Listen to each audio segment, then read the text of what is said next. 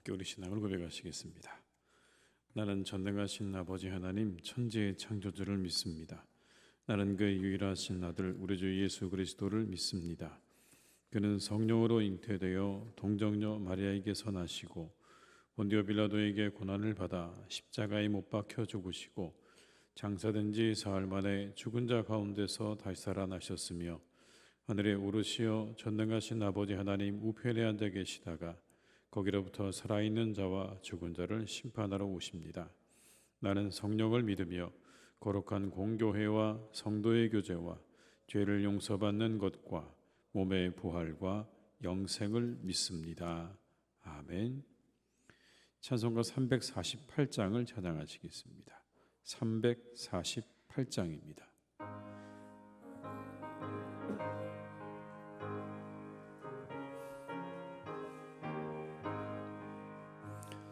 마귀들과 싸울지라 죄악 벗은 형제여 담대하게 싸울지라 저기 악한 적병과 심판날과 멸망의 날 내가 섰는 눈앞에 곧 다가오리라. 영광 영광 할렐루야. 영광 영광 할렐루야. 영광 영광 할렐루야. 곧 승리하리라. 마귀들과 싸울지라 죄악 벗은 형제여 고함치는 무리들은 흉한 마귀 아닌가. 무섭고도 더러운 죄 모두 떨쳐버리고 주 예수 붙들라. 영광 영광 할렐루야.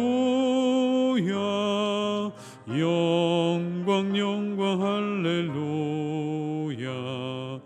영광 영광 할렐루야. 곧 승리하리라. 마귀들과 싸울지라 죄악 벗은 형제여 구주 예수 그리스도 크신 발을 벌리고 너를 도와주시려고 서서 기다리시니 너서 나오라. 영광 영광 할렐루야. 영광 영광 할렐루야. 영광 영광 할렐루야. 곧 승리하리. 3절입니다. 마귀들과 싸울지라 죄악 벗은 형제여 구주 예수 그리스도 크신 발을 벌리고 너를 도와주시려고 서서 기다리시니 너서 나오라. 영광 영광 할렐루야. 영광 영광 할렐루야. 영광 영광 할렐루야.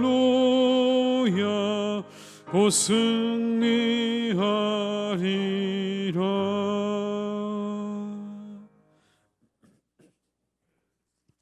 이 시간 하나님께서 우리에게 주신 말씀은 계시록 13장 11절에서 18절의 말씀입니다. 요한계시록 13장 11절에서 18절의 말씀입니다.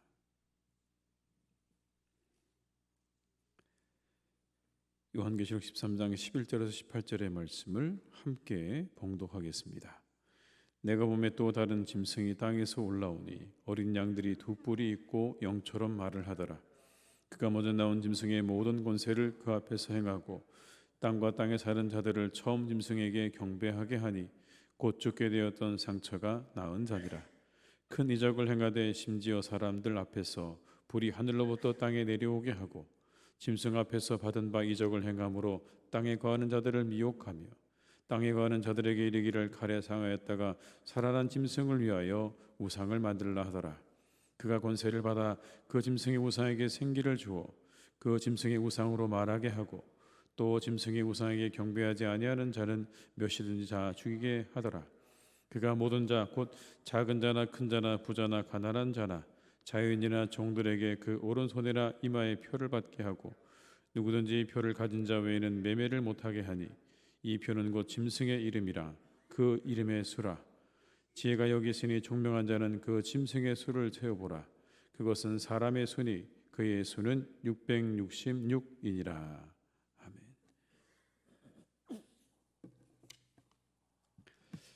어제는 바다에서 올라온 짐승이 있었고 오늘은 땅에서 올라오는 짐승이 있었다. 이렇게 말을 합니다. 거짓 선지자가 어린 양같이 그렇게 두 뿔이 있다는 것 또한 하나님의 어린 양이신 예수님을 모방하고 있는 장면입니다. 예수님과 비슷합니다. 어린 양같이 두 뿔이 있다. 여러분 11절의 말씀을 제가 읽어드리겠습니다. 내가 보면 또 다른 짐승이 땅에서 올라오니 어린 양같이 두 뿔이 있고 용처럼 말을 하더라. 속임수입니다. 어린 양처럼 그렇게 두 뿔을 가지고 있지만 용처럼 말을 하는 겁니다. 광명한 천사처럼 가장에서 올라오지만 아주 친근하게 다가오지만 그러나 그의 말 속에는 사탄의 말이 담겨져 있는 거죠. 두 번째 짐승이 가지고 있는 그런 특징입니다. 이 두 번째 짐승에 대해서 이렇게 이야기를 하죠. 어떤 거대한 흐름이나 권력 혹은 마지막 때의 적그리스도와 함께 세상을 지배하게 일어나게 되는 어떠한 개인이라고 하는 그런 견해들이 있습니다. 12절의 말씀을 함께 읽겠습니다. 그가 먼저 나온 짐승의 모든 권세를 처음 짐승에게 경배하게 하니 곧 죽게 되었던 상처가 나은 자니라. 둘째 짐승이 나온 그 목적이 여기 드러나 있죠. 먼저 나온 짐승에게 경배하게 하기 위해서다. 그러니까 먼저 나온 짐승이 더 우위에 있는 겁니다. 더 우위에 있다는 게 분명하죠. 13절과 14절의 말씀을 읽어드립니다. 큰 이적을 행하되 심지어 사람들 앞에서 불이 하늘로부터 땅에 내려오게 하고 짐승 앞에서 받은 바 이적을 행함으로 땅에 거하는 자들을 미혹하며 땅에 거하는 자들에게 이르기를 칼에 상하였다가 살아난 짐승을 위하여 우상을 만들라 하더라. 사람들을 미혹하는 겁니다. 땅에 사는 사람들을 미혹해서 그들에게 우상도 만들라고 이야기합니다. 어떤 권세도 부립니다. 하늘로부터 불을 땅으로 내려오게 하는 그런 능력도 보이고 사람들이 거기에 미혹되어 간다는 사실을 이렇게 표현하고 있는 거죠. 여기 나오는 우상이 여러분 무엇입니까? 우상은요, 늘 하나님의 자리를 대신해서 사람들의 기도와 경배의 대상이 되는 모든 일체가 우상인 겁니다. 하나님의 자리를 대신해서 있는 모든 것들이 다 우상입니다. 당시 로마 제국은 지방의 사제들을 동원해서 제국 내에 있는 모든 황제의 숭배를 대대적으로 독려했습니다. 그러니까 여러분 여기 나오는 우리가 먼저 나온 짐승을 무엇이라고 볼 수 있냐면 황제라고 본다면 나중에 나온 짐승은 당대를 보게 되어지면 그 황제를 숭배하도록 독려한 당대의 많은 사제들이라고 우리가 그렇게 해석할 수가 있겠습니다. 그러나 종말론적으로 보게 되면 이 땅에서 나온 짐승 그리고 이 바다에서 나온 짐승 이 모든 것들이 다 어떤 그런 적그리스도 아주 강력한 힘과 권력을 가지고 있는 그래서 사람들에게 숭배의 대상이 되고 경배의 대상이 되어지는 그런 어떤 강력한 세력을 의미한다고 말씀드릴 수 있겠습니다. 15절의 말씀을 같이 읽어보겠습니다. 그가 권세를 받아 그 짐승의 우상에게 생기를 주어 그 짐승의 우상으로 말하게 하고 또 짐승의 우상에게 경배하지 아니하는 자는 몇이든지 다 죽이게 하더라. 한 걸음 더 나아가서 나이와 사회 신분에 상관없이 모든 자에게 그 오른손이나 이마에 표를 받게 했다, 이렇게 말씀하지 않습니까? 여러분, 이 이야기는요, 하나님께서 사람들을 인치셨다고 하는 것을 조롱하는 장면입니다. 우리가 앞서 이 요한계시록에 앞서서 하나님께서 하나님의 사람들을 인치셨다는 말씀이 등장하는데, 역으로 적그리스도의 세력 역시도 사람들에게 666이라고 하는 숫자를 그들에게 주었다라는 겁니다. 그들의 손이나 그들의 이마에 표를 받게 했다. 하나님께 인침받은 사람들을 조롱하는 겁니다. 너희가 받은 그 인침이 얼마나 능력이 있는가? 그게 얼마나 이 세상 가운데서 유효한가? 그게 더 유효한가? 아니면 이 내가 주는 이 표가 더 유효한가? 여러분, 그런데 이 세상에서 마지막 때 사람들이 이 사단이 주는 표가 없으면 아무것도 할 수 없다는 겁니다. 문제는 거기 있는 거죠.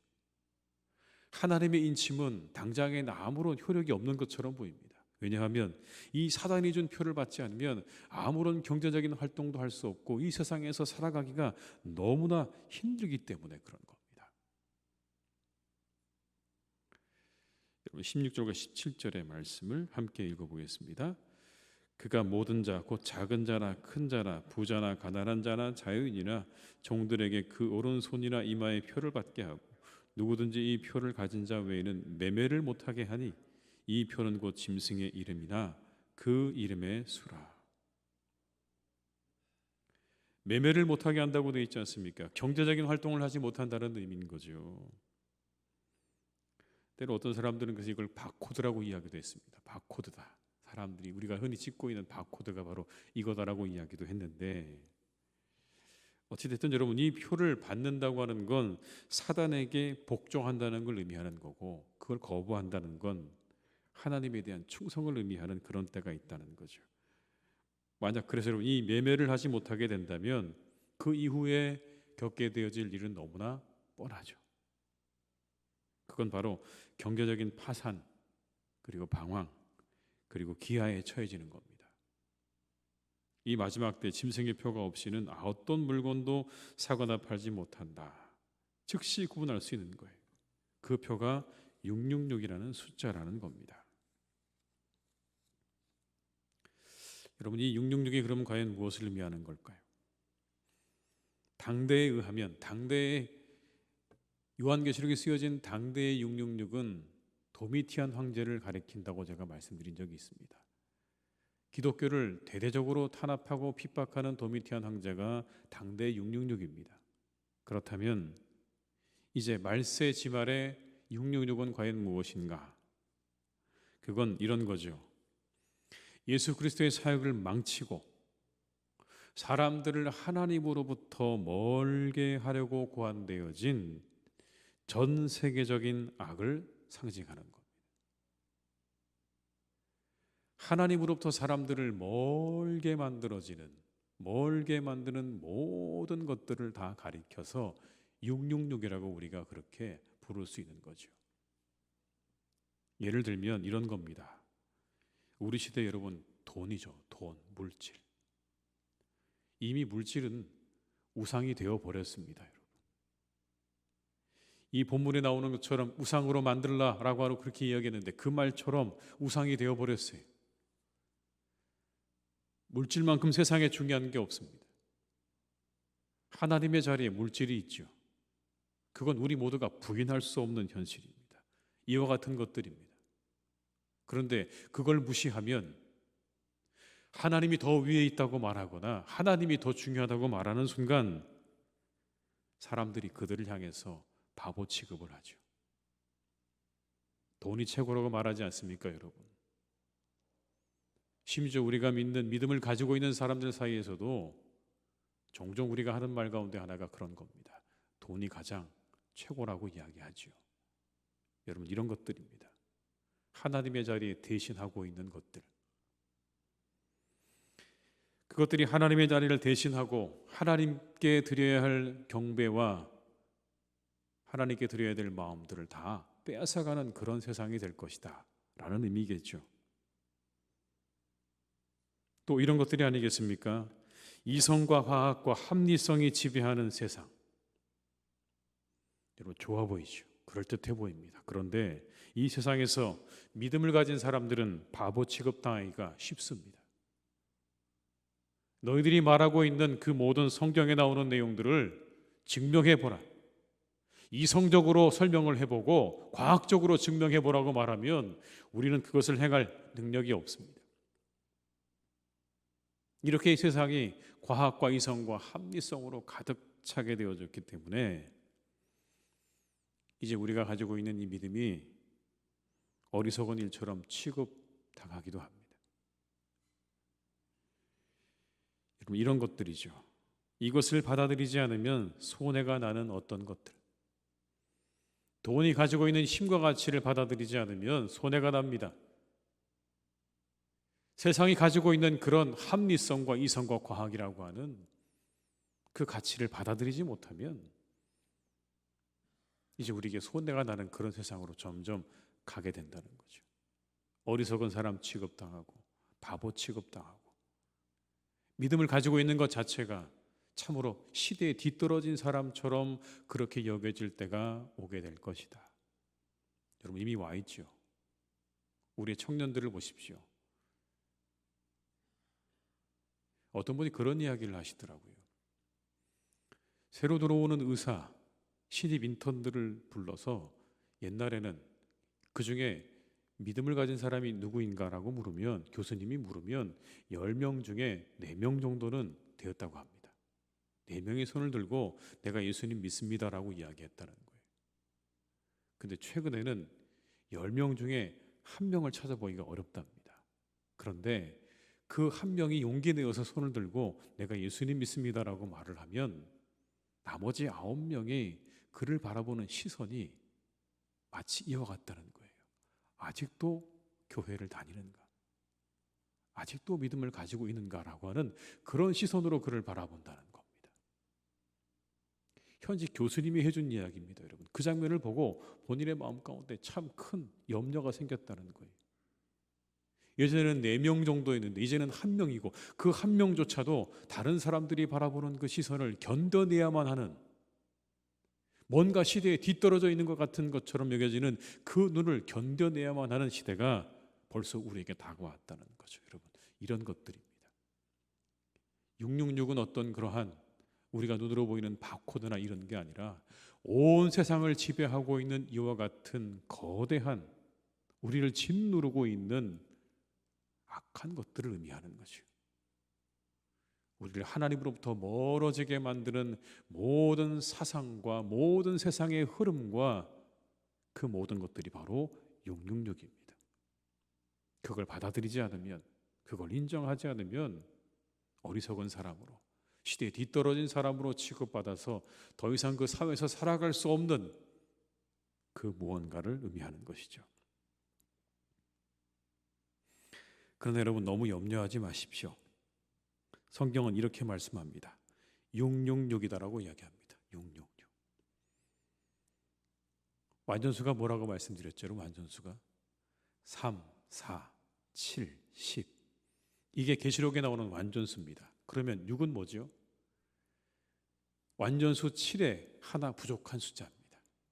여러분, 666은 그런 의미가 있는 겁니다. 그게 강력해 보이긴 합니다. 상당히 강력해 보이고 힘이 있어 보이지만 그러나 하나가 모자라는 거예요. 하나님의 수는 아닌 거예요. 불완전한 수인 겁니다. 왜 불완전할까요? 그건 때가 있다는 거예요. 때가. 그 때가 지나면 더 이상 유효하지 않은 거예요. 하나님이 정해주신 때만큼만 유효한 겁니다. 그래서 6인 겁니다. 하나님이 정해주신 범위만큼만 유효한 것이고, 그리고 하나님이 정해놓으신 그 때만큼만 유효하기 때문에 절대로 7이 될 수 없는 겁니다. 7은 하나님의 숫자인 거죠. 그래서 우리에게 말씀하십니다. 그 모든 것들은 곧 끝날 것이다. 거기에는 마지막이 있다. 그러니 너희들의 믿음을 굳게 지키라. 우리들의 믿음을 굳게 지켜야 한다. 이 사단의 모든 계략과 흐름과 이 생각 속에서 너희들이 모든 마음을 뺏기지 말고 믿음을 잘 지켜 마지막 모든 것이 완전하게 이루어지는 그때에 그 천국에 모두 참여하는 자가 되기를 바라는 그런 바람과 그런 하나님의 기대가 이 말씀 속에 담겨져 있는 것이죠.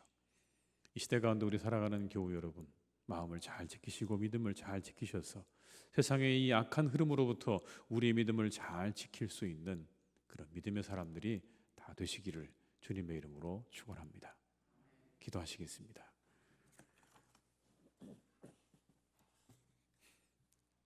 아버지 하나님, 세상은 마지막을 향해 갑니다. 이제 우리 시대 참으로 하나님을 믿는다고 하는 것이, 예수 그리스도를 믿는다고 하는 것이 많은 사람들에게 시대에 뒤떨어진 사람처럼 보여지는 그런 때를 우리가 맞이하고 있습니다. 돈이 모든 것의 가장 최고의 자리에 있는 이 시대에 우리가 있습니다. 과학과 이성과 합리적인 이 세상 앞에 우리는 늘 질문을 받습니다. 너희의 믿음을 증명해 보라고.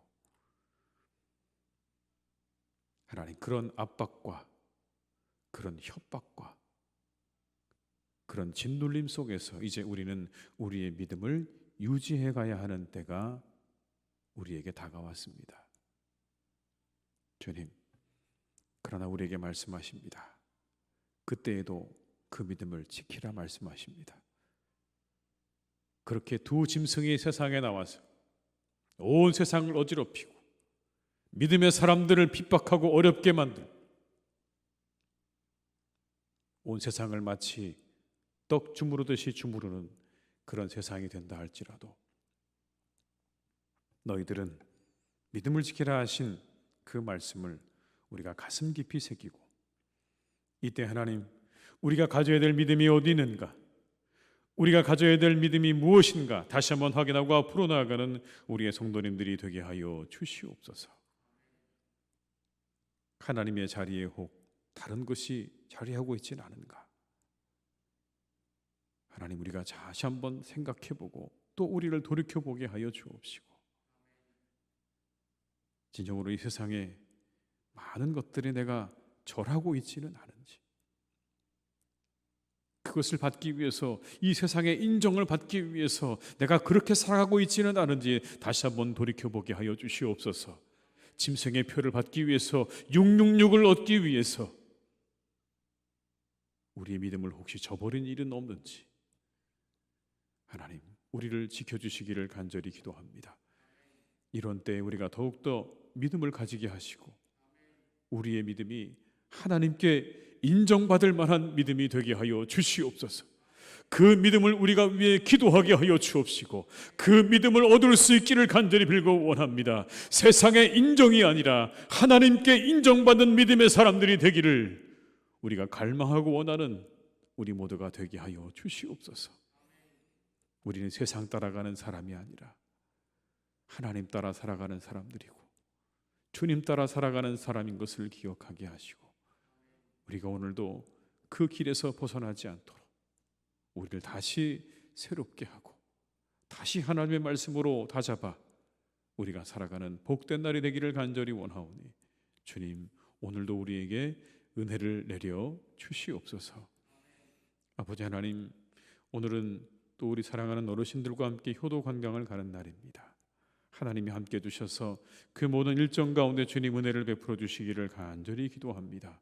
오가는 길을 안전하게 하여 주옵시고 우리 어르신들의 시간 속에 오늘도 기쁘고 즐겁고 복된 날이 되기를 간절히 원하오니 하나님께서 지켜주시고 동행하셔서 감사하고 기쁜 그런 복된 여정이 될 수 있도록 주님께서 축복하여 주시옵소서. 아버지 하나님, 우리의 많은 교우들을 주님께서 이 하루도 지켜주시기를 기도합니다. 늘 함께 해주셔서 우리 사랑하는 교우들의 삶 가운데 주님 은혜와 축복으로 함께 해주시기를 간절히 원합니다. 일용할 양식을 베풀어 주시는 복된 날이 되게 하여 주옵시고 건강한 날이 되게 하여 주옵시고 마음의 뜻하고 원하고 바라고 기도하는 모든 것들이 이루어지는 하루가 되기를 간절히 기도하고 원하오니 주님, 우리의 교우들을 축복해 주시옵소서. 그 삶의 평안이 이어지게 하여 주시옵고 그 마음의 소원이 이루어지기를 간절히 원하오니 주님, 우리 사랑하는 교우들을 지켜주시기를 간절히 원합니다. 아버지 하나님, 여러 가지 문제로 고통당하고 있는 우리의 교우들이 있습니다. 경제적인 문제로, 가정적인 문제로, 관계적인 문제로 고통당하고 있는 우리의 교우들을 하나님께서 지켜주시기를 간절히 원하오니 그들에게 은혜를 베풀어 주시옵소서. 그 위에 은혜를 베풀어 주시옵소서. 하나님이 그 모든 것들을 풀어주시기를 간절히 원합니다.